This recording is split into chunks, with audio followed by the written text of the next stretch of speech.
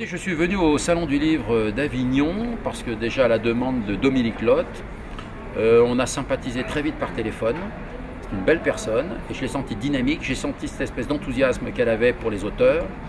J'ai tout de suite dit oui, alors j'ai regardé les plannings si ça tombait bien. Et comme je venais d'enregistrer les Années Bonheur lundi et mardi, après je suis en cours parce que je suis prof de communication à l'École supérieure du journalisme à Paris, rue de Tolbiac. Bref, j'ai terminé hier et j'ai pris un TGV ce matin pour venir ici à Avignon très tôt. Et comme j'habite rue de Ponthieu, je suis parallèle aux Champs-Élysées. Donc j'ai galéré ce matin pour sortir du quartier des Champs-Élysées qui était cerné par les CRS, les gardes mobiles et déjà les premiers gilets jaunes qui arrivaient à 7 h ce matin. Donc ça a été une galère, mais j'avais promis à Dominique Lotte d'être présent aujourd'hui et demain donc à ce festival, enfin en tout cas ce salon du livre où on rencontre un peu tout le monde et des brillants auteurs d'ailleurs. Je trouve qu'il y a un très beau choix cette année d'auteurs et c'est toujours un bonheur de les voir. Et donc voilà, alors moi je suis venu dédicacer mes derniers livres. Alors j'ai pas tous les derniers livres, j'ai mon dictionnaire 1001 histoires de chansons qui est épuisé, je suis désolé, on a tout vendu entre ce matin et cet après-midi.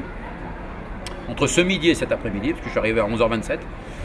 Et puis après, il me manque le livre que j'ai fait sur Sardou et un livre sur Johnny qui est dans les 10 meilleures ventes de livres en France et il n'est pas arrivé. Bon alors je vends des anciens livres et puis j'ai fait une conférence sur la chanson française, sur mon parcours, etc. où les gens m'ont posé plein de questions pendant 1 h 30. C'était très agréable parce qu'il y avait un auditoire, en tout cas un public de qualité, des gens qui s'intéressent à la chanson française et qui aiment les anecdotes, les petites histoires. Et je leur ai raconté quelque part toutes les histoires que je ne peux pas raconter à la télévision. Parce que vous savez que maintenant la télévision c'est très encadré avec le CSA et puis qui est scrupuleux et tout peut être maintenant discriminatoire. Donc il faut faire attention à ce qu'on dit, parce qu'on ne peut plus parler ni de ça parce qu'il peut y avoir une tentative de discrimination sur telle ou telle personne, sur telle et telle religion, sur tel et tel racisme, sur tel et tel... alors loin de moi tout ça en plus, mais il faut faire très attention, on ne peut pas tout raconter aujourd'hui à la télévision, vraiment. Je ne savais pas que c'était la première édition du tout. Ben, j'ai découvert cette édition absolument magnifique et je trouve ça bien et je trouve que c'est bien organisé. On était pris en charge dès Paris, gare de Lyon. On a rendez-vous aux escaliers du célèbre train bleu gare de Lyon à Paris. On a été pris en main à partir de là et je dois dire que c'est très agréable avec des gens qui vous emmènent, qui vous ramènent, qui vous conduisent, qui vous indiquent tout ça, le parcours, parce que c'est toujours un peu périlleux entre les gens qui vous parlent, qui font des selfies avec vous et les photos, les livres qu'on signe sur le passage et le travail, et puis savoir chercher son chemin, on est distrait à chaque fois. Donc c'est très appréciable en tout cas d'être encadré comme on l'est avec ce premier salon du livre d'Avignon. Ouais, j'étais venu cet été là avec ma femme Anne Richard, qui jouait Madame Fouquet d'ailleurs là-bas.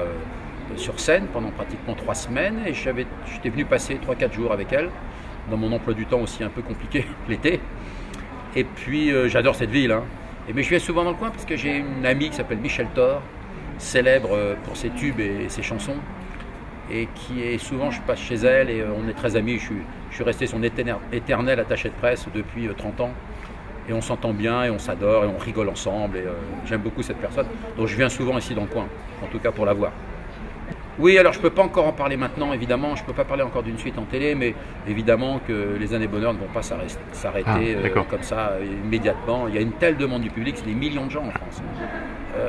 Et je pense qu'à un moment donné, il faut recréer un système. Enfin bon, mais je ne peux pas trop parler de tout ça aujourd'hui, parce que c'est un peu tôt. Il y a les Années Bonheur qui passent ce soir à la télé, qui n'est pas la dernière émission, il y en a encore 1 ou 2 encore à passer, plus les best-of cet été. Donc bon, je verrai tout ça à la rentrée, je pourrais seulement annoncer des choses qu'en septembre, réellement. Donc il y a du positif. C'est plutôt positif, oui. Puis là je suis en train de préparer en plus, je suis en pleine écriture en ce moment. Alors j'ai commencé mes mémoires, j'ai fait déjà la moitié du livre, et je vais décaler aux grandes dames de mon éditeur, je vais décaler d'1 année, parce que j'ai été un peu occupé avec les dernières Années Bonheur à tourner. Et puis j'ai commencé un livre sur Renaud. J'avais fait un livre en octobre 17 qui s'appelait La véritable histoire des chansons de Johnny Hallyday. J'ai sorti en octobre 18 La véritable histoire des chansons de Michel Sardou. Et là, je sors en octobre 19 La véritable histoire des chansons de Renaud. Donc je fais ça avec lui et donc j'ai un peu de travail, je suis un peu occupé et ça me demande des recherches et de l'écriture parce que j'écris alors très tôt le matin, très tôt, ou alors sur l'heure de table ou très tard le soir, voire la nuit.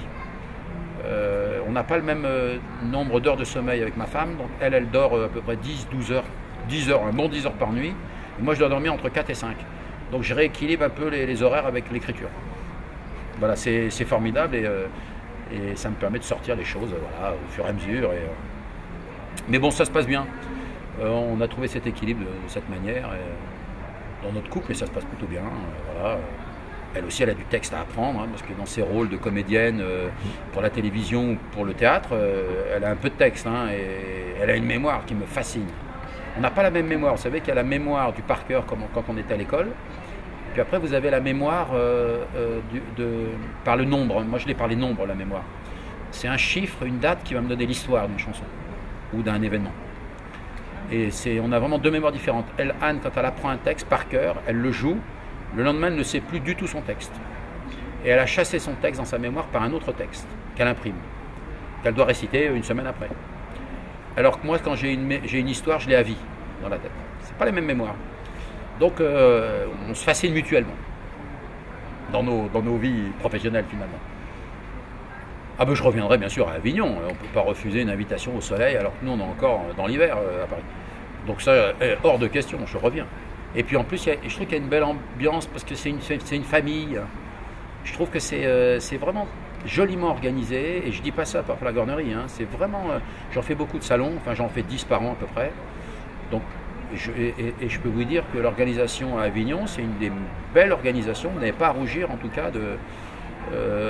C'est comme vous êtes au niveau de Saint-Louis, de Brive-la-Gaillarde, qu'est-ce qu'il y a, Limoges, qui est des gros salons en France. Et je peux vous dire qu'à Avignon, pour une première édition, vous êtes bien au taquet. Hein. Je trouve ça vraiment très bien. Parce que c'est pas facile, attention. Hein. Les humeurs des uns, les autres, les caprices, les trucs, je peux venir, je peux pas venir, j'ai manqué le train, machin. Mais oui, je vais être là, les livres sont arrivés, pas arrivés. Enfin, toutes ces équipes gèrent 1 million de problèmes. Hein. Je connais bien l'organisation des choses, moi. Donc moi, je sais le travail que ça représente de faire un salon comme ça. Et donc je suis assez impressionné pour un premier salon. Ouais, vraiment. Vous pouvez être fier de ça en tout cas. Très bien. Merci beaucoup. À l'année prochaine. À l'année prochaine.